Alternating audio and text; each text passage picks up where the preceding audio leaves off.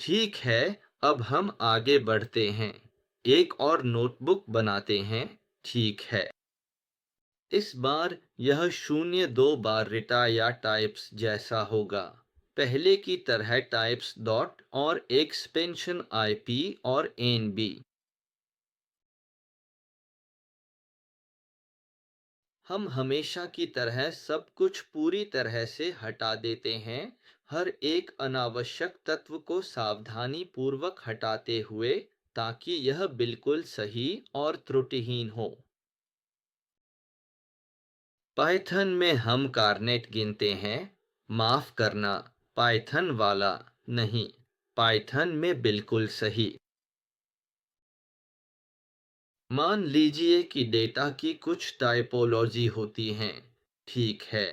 और यह वीडियो उसी से जुड़ा है। पाइथन में कौन कौन से डेटा टाइप्स होते हैं? ठीक है, तो मैं अभी आपको पहले ही बता देता हूं कि यह एक फंक्शन की ओर इशारा करता है, जिसका नाम है टाइप। ठीक है, तो बस आंशिक रूप से एक फंक्शन एक कॉन्सेप्ट है जो किसी ऑब्जेक्ट की क्लास या डेटा टाइप को दर्शाता है। ठीक है, देखो, पाइथन में सब कुछ ऑब्जेक्ट ओरिएंटेड है। तो पाइथन में जो भी ऑब्जेक्ट बनाते हो, चाहे वो वेरिएबल हो, लूप हो या कुछ भी करो, पाइथन में सब कुछ ठीक है। इसके अलावा वह भी एक ऑब्जेक्ट है। कभी कभी उसमें एक टाइप होता है, जैसे कि कोई डेटा टाइप या कोई परिभाषित टाइप। अब मैं कुछ उदाहरण दूंगा तो और भी स्पष्ट हो जाएगा। तो फिलहाल हम ये डेटा टाइप्स करेंगे, जो होंगे आईएनटी, पूर्णांक, फ्लोट, स्ट्रिंग, बूल और डेटा, जो मूल रूप से एक पूर्णांक संख्या है। हम बनाएंगे इन अंडरस्कोर के साथ, ताकि और वह बनाएगा in। यह एक पूर्णांक संख्या है जिसमें दशमलव नहीं होते, जैसे उदाहरण के लिए 30 फ्लोट अंडरस्कोर में अंडरस्कोर लगाता हूँ। क्योंकि अगर मैं यहाँ फ्लोट लिखता हूँ, तो आप देख सकते हैं कि यह एक फंक्शन बना देता है, जिससे एक संख्या, मान लीजिए, फ्लोट बन जाती है। तो फ्लोट उदाहरण के लिए 4.3 है। str बरगा का मतलब है एक स्ट्रिंग बनाना, यानी एक टेक्स्ट की चेन। मूल रूप से तो हमेशा डबल कोट्स लगाओ, और यहाँ हम लिखेंगे, जैसे पेपे। ठीक है। और क्या बाकी है? और ठीक है। मूल बताता है कि यह झूठा या सच है। और अब अगर मैं ट्रू लिखता हूं, तो आप देख सकते हैं कि यह नीले रंग में प्रिंट होता है। और अगर मैं फॉल्स लिखता हूं, तो यह भी एक अलग रंग में प्रिंट होता है। मैंने 4 वेरिएबल्स बना लिए हैं। चलो डेट टाइम बनाते हैं, जो तारीखें बनाने के लिए होता है, और यह एक लाइब्रेरी से है। तो यह बहुत ज़रूरी है। उदाहरण के लिए, टाइम सीरीज बनाने के लिए डेटा साइंस या मशीन लर्निंग में। और यह मूल रूप से इस कोड में थोड़ी और अमूर्तता, एब्स्ट्रैक्शन जोड़ता है। चलिए, अब हम इस क्लास को कॉल करते हैं, और हमारे पास यह वेरिएबल है जिसमें हम डेट टाइम देते हैं। मैं इसे यहाँ से कॉपी कर रहा हूँ। मैं इसका इस्तेमाल एक ऐसी चीज़ के लिए करने जा रहा हूँ जिसमें एक फंक्शन है जिसका नाम है नाम। ठीक है, परफेक्ट।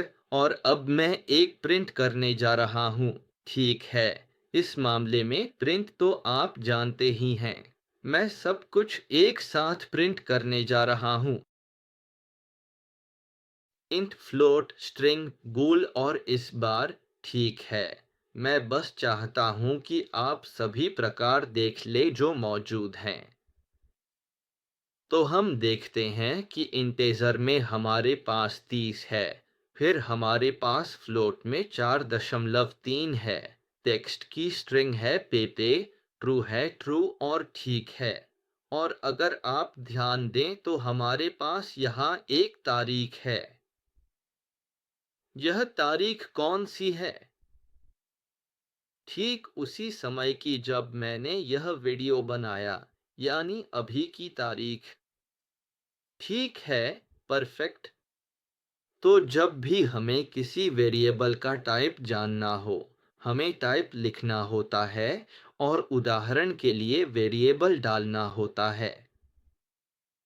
मैं यहाँ वेरिएबल बुल डालूंगा, ठीक है, और यह मुझे बताएगा कि यह बूलियन है। अब मैं कुछ अलग करने जा रहा हूँ। मैं यहाँ एक वेरिएबल बनाऊंगा जिसका नाम int2 होगा, ठीक है, और इसमें pp डालूंगा। देखिए, यह इसलिए है ताकि नाम से धोखा न हो, यानी किसी भी वेरिएबल का नाम कुछ भी हो सकता है। ठीक है, तो टाइप में मैं वेरिएबल डालूंगा, तो यहाँ मुझे क्या मिलना चाहिए? अगर मैं इस वेरिएबल का टाइप जानना चाहता हूँ, तो देखिए, यह आपको इंटेजर नहीं देना चाहिए, यह आपको स्ट्रिंग देना चाहिए और जाहिर है, यह आपको स्ट्रिंग ही देता है। तो ठीक है, आप हमेशा इस कमांड का इस्तेमाल कर सकते हैं ताकि आप जान सकें कि हर वेरिएबल किस टाइप की है, क्योंकि आखिरकार आप डेटा को ट्रांसफॉर्म करते हुए या कोड को इन डेटा टाइप्स के हिसाब से बदलते हुए काम करेंगे। तो चलिए अब हम ये एक्सरसाइज साथ में देखते हैं। ठीक है, एक्सरसाइज ये होंगे। Break time 0.5 s।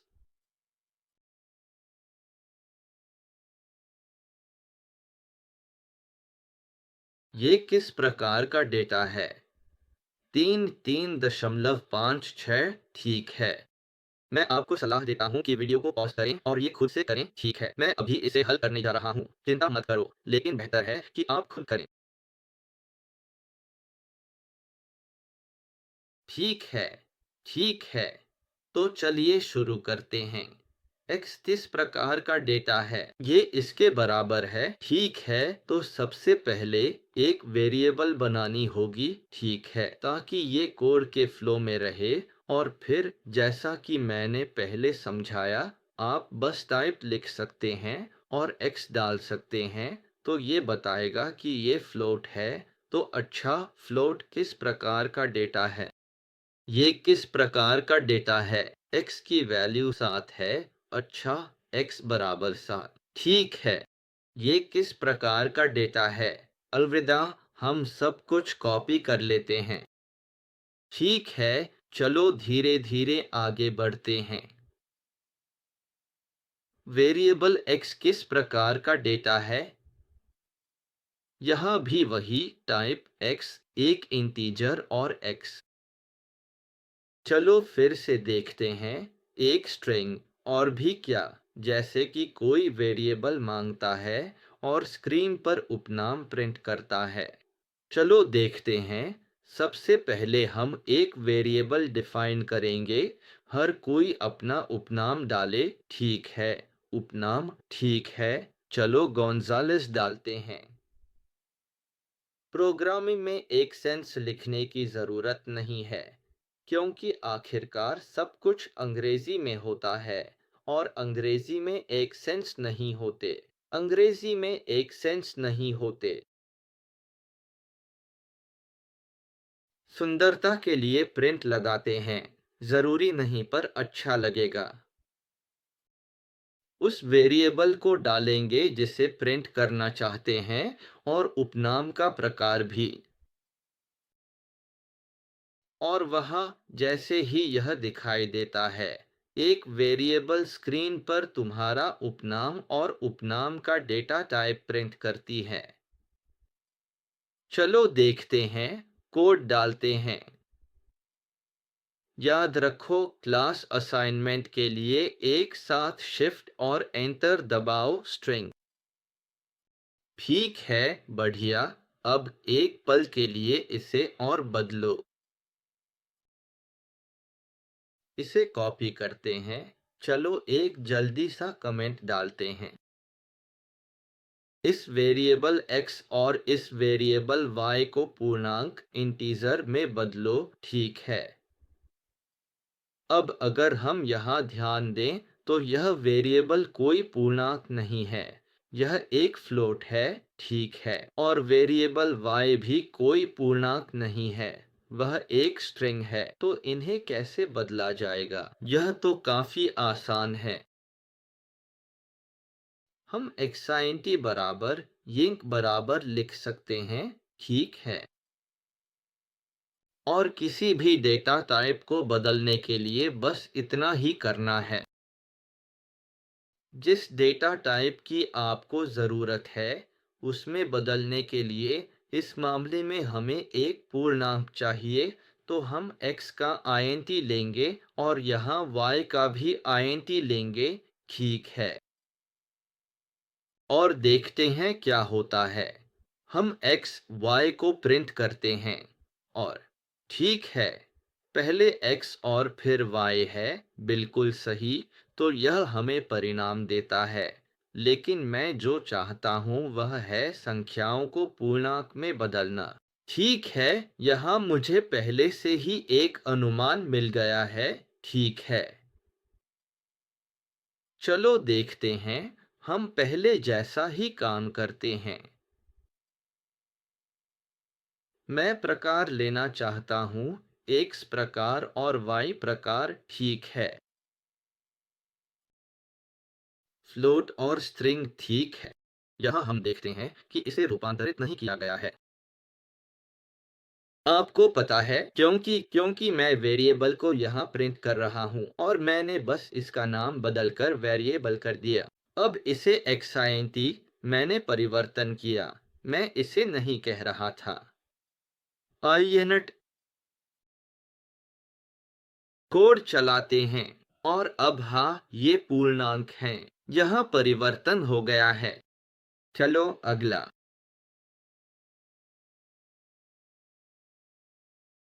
हम कर सकते हैं। एक टिप्पणी, x को 2 के बराबर कर दो और डेस्टिनो को दशमलव में बदल दो ताकि वही असर हो जैसा पहले था। बस इस बार हम इसे दशमलव में चाहते हैं। यानी पाइथन सीखने का यही एक तरीका है, बिना बोर हुए। अभी इसी वक्त जो कुछ मुझे आता है उसे लिखते हुए और तुम मुझे सुन रहे हो, ये सब एक्सरसाइज करके ही सीखा है। तो चलो मेरे साथ एक्सरसाइज करो और देखो कि कैसे काम होता है। तो एक बार फिर मैं ये वेरिएबल्स कॉपी कर रहा हूँ। ठीक है। इस बार हमें दशमलव वाले नंबर चाहिए। मुझे फ्लोट्स चाहिए, इंट्स नहीं। तो यहाँ फ्लोट लिखेंगे। ठीक है। यहाँ भी फ्लोट और हाँ, एक छोटा सा ट्रिक। अगर तुम प्रोग्रामिंग एडिटर जैसे विजुअल स्टूडियो या कोलैब में कोई शब्द चुनते हो और कंट्रोल डी दबाते हो तो तुम वही शब्द दोबारा चुन सकते हो जो नीचे हो। ठीक है। इस बार हम फ्लोट डालेंगे और फिर से प्रिंट करेंगे।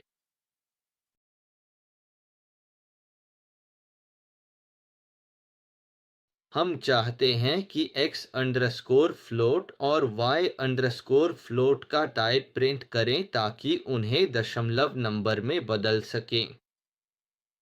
देखते हैं क्या होता है। अब ये फ्लोट्स में है। चलो आगे बढ़ते हैं। x को 5 और y को -3 को टेक्स्ट स्ट्रिंग्स में बदलो। ठीक है, पहले जैसा ही। ये पूरा कोड कॉपी कर लो। ये पूरा कोड ठीक है। बस 2 की जगह 5 होगा और स्ट्रिंग 92 की जगह ये नेगेटिव नंबर होगा।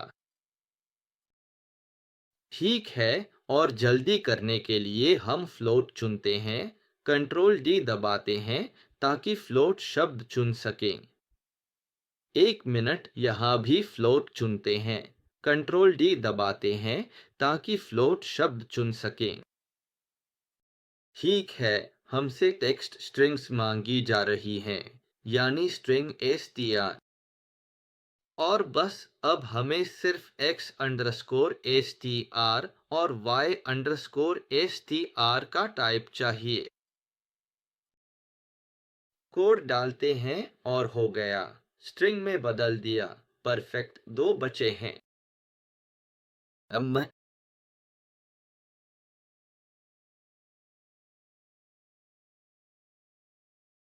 तीन सबसे बुनियादी संख्यात्मक डेटा टाइप्स को प्रिंट करो और हर एक का एक उदाहरण दो। अरे, यह सवाल थोड़ा अजीब हो सकता है।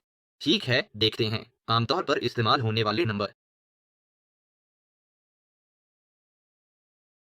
खैर, यह थोड़ा और जटिल है। मतलब मैं वही कह रहा हूँ जो मैंने बताया है। तो मूल रूप से ये होंगे पूर्णांक, इंटीजर, फ्लोट और एक कॉम्प्लेक्स नंबर जिसे मैंने समझाया नहीं है। तो सबसे पहले ये डेटा टाइप्स तो इंटीजर और एक कॉम्प्लेक्स ठीक रहेगा। मैं तीनों को प्रिंट करना चाहता हूँ। मैं प्रिंट अंडरस्कोर कॉम्प्लेक्स करना चाहता हूँ। छूट ठीक है और अच्छा। पूर्णांक संख्या तो ले लो 5, दशमलव संख्या तो 34 और कॉम्प्लेक्स नंबर। यहाँ कुछ नया आता है। एक और उदाहरण के लिए 2J। और यह मूल रूप से तुम्हें एक छोटी सी परिभाषा देगा, ठीक है? क्योंकि अभी के लिए पाइथन में एक कॉम्प्लेक्स नंबर होता है। अभी मुझे नहीं पता कि इसका इस्तेमाल कहाँ होता है, ठीक है? क्या मैंने कभी इसका इस्तेमाल किया है, खासकर अनंत संख्याएं वगैरह में?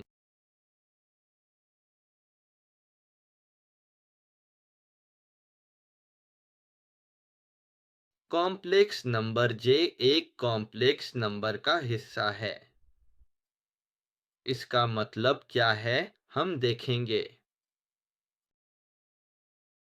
और हाँ, हम देख सकते हैं कि यहाँ हमारे पास एक पूर्णांक, एक दशमलव संख्या और एक कॉम्प्लेक्स नंबर है। देख रहे हो यह कैसे आता है? यह अलग तरह से आता है, जैसे कोई ट्यूपल हो। ठीक है, बढ़िया। ट्यूपल क्या है वो भी आप आगे देखोगे। और आखिर में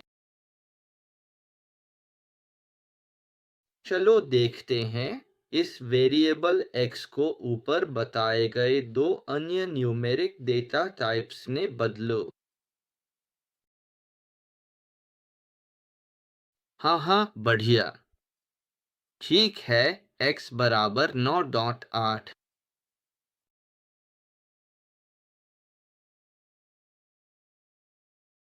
हमें फिर से दो वेरिएबल्स चाहिए, x का एक इंटीजर और एक xd। क्योंकि यह दशमलव है तो एक इंटीजर और एक कॉम्प्लेक्स। ठीक है, तो बस यह इंटीजर है। हम x लिखते हैं और कॉम्प्लेक्स के लिए कॉम्प्लेक्स लिखेंगे। और देखो, यह भी वही काम करता है। तो पहले की तरह ही हम दोनों वेरिएबल्स को प्रिंट करना चाहते हैं और देखना है कि क्या आता है। ठीक है, प्रिंट चलो x_int। इसे हटा देते हैं। हटाओ x_कॉम्प्लेक्स। यह 9 पर राउंड हो गया है। यह राउंड हो गया है। और कॉम्प्लेक्स नंबर में तो इसमें यह संख्या शून्य जोड़ दी गई है। लस्ती या जे, ठीक है। और आज का वीडियो यहीं तक। और इन अभ्यासों को खुद करो, क्योंकि अगर मैं ही करूं और तुम प्रैक्टिस न करो तो तुम कुछ नहीं सीखोगे। वीडियो समाप्त।